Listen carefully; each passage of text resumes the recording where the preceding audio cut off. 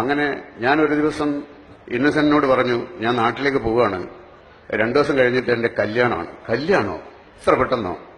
ഇത് നമ്മളിതൊന്നും ക്ഷണിക്കുന്നില്ലേ എന്ന് ചോദിച്ചു. ഞാൻ പറഞ്ഞ ആഘോഷമൊന്നുമില്ല, രജിസ്റ്റർ ഓഫീസിൽ വെച്ചിട്ടുള്ള കല്യാണമാണ്, അപ്പം ആരെയും ക്ഷണിക്കുന്നില്ല, എല്ലാവരോടും വിവരം പറയും, അങ്ങനെ ഉള്ളൊരു ചെറിയ പരിപാടിയാകുമ്പോൾ മാത്രമാണ് എന്ന് പറഞ്ഞപ്പോൾ എപ്പോഴാണ് പോകുന്നത്? ഞാൻ പറഞ്ഞു വൈകുന്നേരമാണ് പോകുന്നത്, വൈകുന്നേരത്തെ ട്രെയിനിന് പോകണമെന്ന് വിചാരിക്കുന്നത്. അപ്പോൾ വൈകുന്നേരം ഞാൻ വരാമെന്ന് പറഞ്ഞു. അങ്ങനെ വൈകുന്നേരം വരുമ്പോൾ പുള്ളി എന്റെ കയ്യിൽ ഒരു 400 രൂപ തന്നു. ഞാൻ ചോദിച്ചു, നിങ്ങളുടെ കയ്യിൽ പൈസയൊന്നുമില്ലല്ലോ, ഇത് എവിടുന്ന് ഈ 400 രൂപ കിട്ടി? അപ്പോൾ പുള്ളി പറഞ്ഞു, ആലീസിന്റെ വള, ഈ വളക്ക് മാർവാടിയുടെ കടയിൽ കിടന്നിട്ട് നല്ല ശീലമുള്ള വളയാ, നീ കൊണ്ടുപോയിക്കോ എന്ന് പറഞ്ഞു. അങ്ങനെ ആ 400 രൂപയും കൊണ്ടാണ് ഞാൻ നാട്ടിലേക്ക് എത്തുന്നത്. അപ്പോ അപ്പൊ ഇന്നത്തെ പോലെയല്ല, 400 രൂപ കുറച്ച് വിലയൊക്കെ ഉണ്ട്. ചില സാധനങ്ങളൊക്കെ ഇപ്പൊ എന്റെ ഭാര്യയ്ക്ക് ഉടുക്കാനുള്ള സാരിയും ബ്ലൗസും ഒക്കെ വാങ്ങിച്ചു കഴിഞ്ഞതിന് ശേഷം പിന്നെ എന്റെ കയ്യിൽ പൈസ ഒന്നും ഉണ്ടായിരുന്നില്ല. അപ്പൊ പിറ്റേ ദിവസം രജിസ്റ്റർ ഓഫീസിൽ കല്യാണമാണ്. അപ്പം എന്റെ ബന്ധുക്കളെയൊക്കെ ഞാൻ വീട്ടിൽ അവിടെ ഒരാളെ വിളിച്ചു പറയുകയും ഒരു ഓട്ടോറിക്ഷ എടുത്തിട്ട് അവരൊക്കെ വിവരം പറയുകയും ചെയ്തു. ആരും വരണ്ട, വരാതിരിക്കാനാണ് ക്ഷണിക്കുന്നത് എന്നുള്ള മട്ടിലായിപ്പോയി. അങ്ങനെ വൈകുന്നേരമായപ്പോ അമ്മ പറഞ്ഞു, രജിസ്റ്റർ ഓഫീസൊക്കെ ഇരിക്കട്ടെ, അവളുടെ കഴുത്തിലൊരു താലി കെട്ടണം, സ്വർണത്തിന്റെ താലി കെട്ടണം.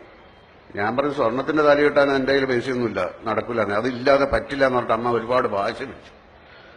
അങ്ങനെ ഞാനിങ്ങനെ ആലോചിച്ച് നോക്കി, അപ്പൊ ഒരു സ്വർണത്തിന്റെ താലി വാങ്ങാൻ എത്ര പൈസ വേണ്ടി വരും? അപ്പോൾ ഒരു 2000 രൂപ വേണ്ടി വരും. അപ്പൊ ഇങ്ങനെ ഓർത്തു നോക്കിയപ്പം അതിരാത്രം എന്ന് പറയുന്ന സിനിമയുടെ ഷൂട്ടിംഗ് കണ്ണൂരിൽ നടക്കുകയാണ്.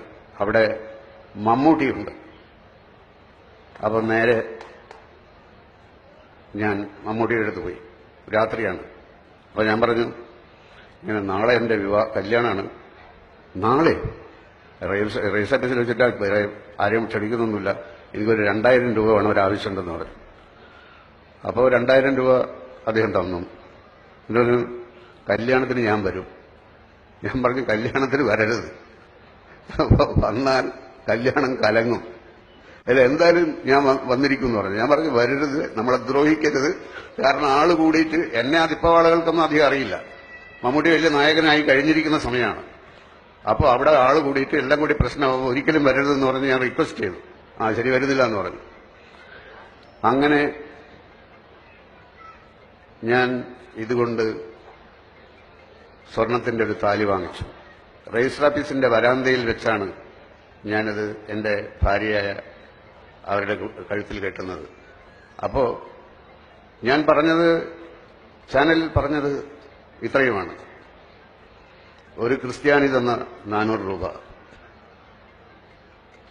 മുസ്ലിമായ മമ്മൂട്ടി തന്ന രൂപയ്ക്ക് ഹിന്ദുവായ പെൺകുട്ടിയുടെ കഴുത്തിൽ ഞാൻ കെട്ടിയ സ്വർണത്താലി.